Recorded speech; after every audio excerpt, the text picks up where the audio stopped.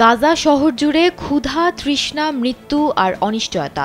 Israeli আগ্রাসন দুর্বিষহ করে তুলেছে গাজাবাসীর জীবন। এতেও মন ভরেনি দখলদার ইসরায়েলের। এবার ইসরায়েলিদের চাই পুরো গাজার দখল।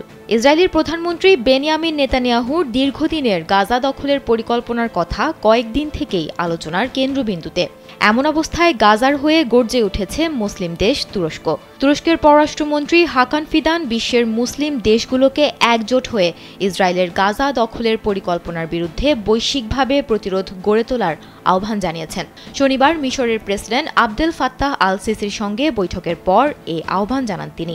রয়টার্সের প্রতিবেদন অনুযায়ী গেল শুক্রবার তুরস্ক ও মিশর উভয় দেশ ইসরায়েলের এই পরিকল্পনাকে গণহত্যামূলক ও সম্প্রসারণবাদী নীতির নতুন ধাপ বলে আখ্যা দিয়েছেন।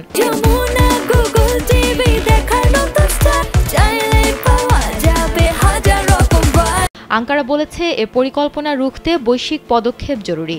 মিশরের পররাষ্ট্রমন্ত্রী বাদর আবদেলাত্তিও সতর্ক করে বলেন, গাজার বর্তমান পরিস্থিতি শুধু ফিলিস্তিনিদের নয়, বরং গোটা অঞ্চলের জন্য বিপজ্জনক। ইসরায়েলের এই পরিকল্পনা একেবারেই অগ্রহণযোগ্য। এই সংকট মোকাবেলায় ইসলামী সহযোগিতা সংস্থা ওআইসি জরুরি বৈঠক ডেকেছে। বৈঠকের মন্ত্রিপরিষদ কমিটি স্পষ্ট করে বলেছে, ইসরায়েলের এ পরিকল্পনা আন্তর্জাতিক আইনের সুস্পষ্ট লঙ্ঘন, অবৈধ দখলকে স্থায়ী করার চেষ্টা এবং শান্তির সব সম্ভাবনা ধ্বংস করে দেবে। ওআইসি শুধু নিন্দা জানিয়েই থেমে থাকেনি। তারা বিশ্বের পরাশক্তি ও জাতিসংঘের নিরাপত্তা পরিষদকে আহ্বান জানিয়েছে গাজা সংকটে আইনি ও মানবিক দায়িত্ব পালন করতে এবং ইসরায়েলকে অবিলম্বে জবাবদিহির আওতায় আনতে।